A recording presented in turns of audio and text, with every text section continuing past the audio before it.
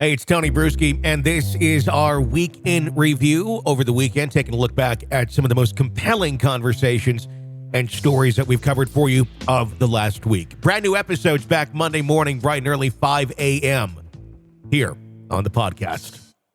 This is the Hidden Killers podcast with Tony Brueski. Featuring author, psychologist, and daily contributor, Siobhan Scott. New claims against Rex Heuermann, this from the defense attorney, John Ray, of some of the victims, Gilgo Beach victims, tying Rex Heuermann to sex parties, to swingers, and also possibly tying Asa Elrip to some knowledge, at least of Rex engaging in, I guess, unethical or not regular sexual behavior, uncommon sexual behavior. Yeah, between I'll a couple. use the word again, creepy. Is Creepy. Just my word I of the think week creepy again. is I think most of us respond to that way.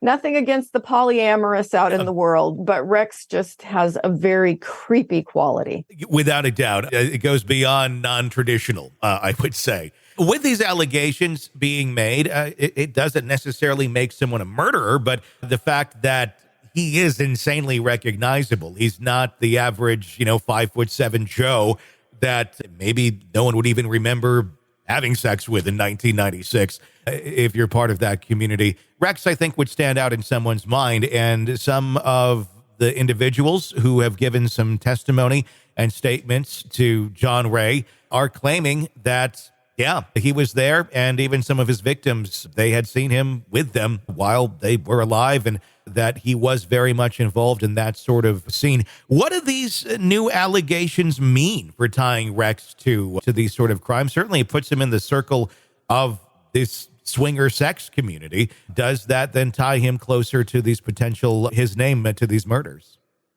I sure think so. And the other thing with this coming out, it may encourage other people who were involved in that scene back in the day and had contact with him that was strange, scary, violent, unusual. Mm-hmm. More people may be coming forward. And so in that case, it's a good thing that people are coming out and talking about it. Let's talk about memory, because we're talking about going all the way back to 1996. Memories are flawed. Oftentimes, eyewitness testimony is not the most accurate. Our brains literally need to reconstruct these things every time they come out of our mouths. How does that play a factor in any of this? And could that be an argument as to the accuracy of some of these experiences that have been recounted in fairly great detail by some of these witnesses? Maybe even more detail than I guess one would expect to have going back to 96. Yeah. Yeah, I think you just made, the defense argument right mm-hmm. there. Memory can be fallible. But the key is that he, just as you said, he's a very distinctive appearing person. And as much as memory is reconstructed and is fallible, there are things that are pretty accurate that, I can remember little things going back to a childhood. Mm-hmm. And we've done research with kids that sometimes memories are encoded before they're even verbal. And, these things can replay in their mind and stay salient in their lives. So it's one of those things that you have to weigh all the evidence. And if you had lots of people or a number of people coming forward with memories about things that happened with him in the past, it's got to be weighed and looked at. And, is there other corroborating evidence? I think the more that we get in this case, the more it seems very significant. Mm-hmm. And the latest stories just add to it. One of those memories that has been brought up by one of the witnesses is a conversation that she alleges she had with Asa Elrip in the upstairs of their home, as she alleges Rex went downstairs and had sex with her boyfriend. That's a new piece of the puzzle of showing that he possibly was bisexual, which also could connect the male victim that has been found on the beach as well, when you really look at it that way. But those allegations of that conversation and what was allegedly said by Asa also paint an interesting picture about Rex Heuermann. I'm just paraphrasing here, but it was to the effect of, Rex has given me everything, brought me from my country, but I'm still very afraid of him. She does not say that Acer Asa had any desire to participate in what Rex was doing with the sex parties, but was in fact there and would in fact also have knowledge of that sort of behavior of her husband. What does that mean for her going forward in all of this? She's been an interesting character. So I'm looking at her as a victim of this, and in certainly many ways she possibly is. But at the same point, also has been very bizarre, for lack of a better term, in her behavior of someone who is in her position. Does this point any more to her psychology, how she thinks, how she operates? Because we're talking 1996. She's aware of him doing these things, all these years ago, and still with him all the way up to this day. What kind of relationship are we talking about here? Yeah. And if this is true, particularly if he was having people over in the home and engaging in these activities, somebody said, well, while she was upstairs, this is not a well woman. There are definite red flags for possible abuse and control in the relationship.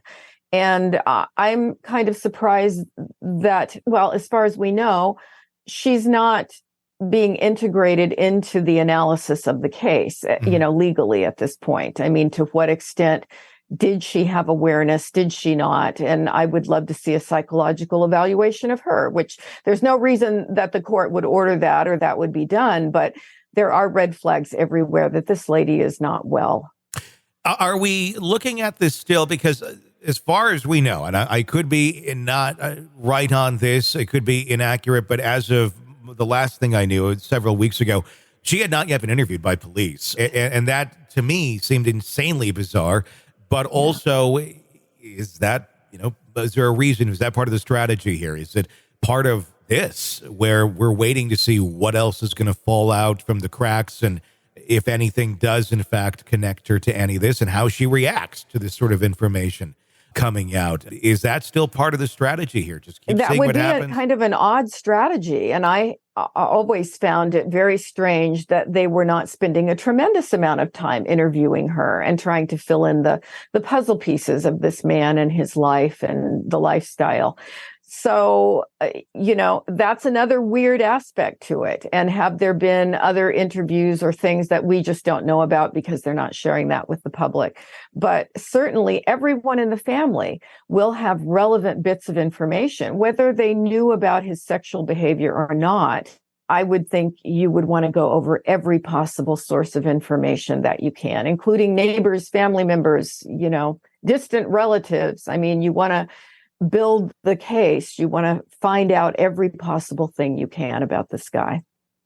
That is the question, and I wonder how much more we're going to continue to find out about this guy. There's still other states. There's still a lot of evidence that needs to be combed through. If anything, this just seems to continue to push any idea of a trial further and further down the road with revelations like this. And these are coming from the defense or the attorneys for some of the victims, not directly from official investigators yet.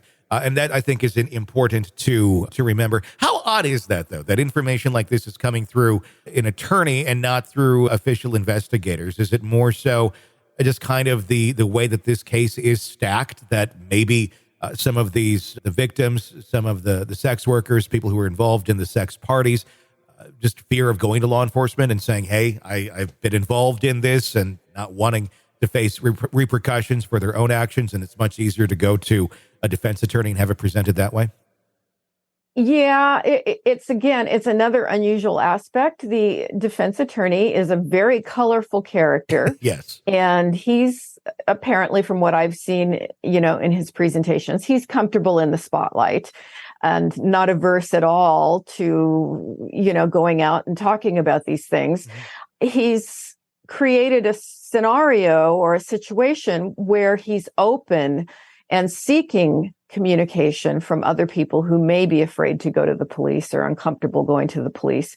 So it's another interesting thing. I don't think it's a bad thing, but it's unusual and something we typically don't see. Without a doubt, more questions than answers, as always, with this case. We'll continue watching. Want to listen ad-free? Want advanced access to all of our interviews before anyone else? Become a True Crime Today Premium Plus subscriber on Apple Podcasts. You get every episode commercial-free. So you can binge on true crime Until you can binge no more. Search True Crime Today Premium Plus on Apple Podcasts now, or go to our podcast page and sign up now. More of the Hidden Killers podcast next.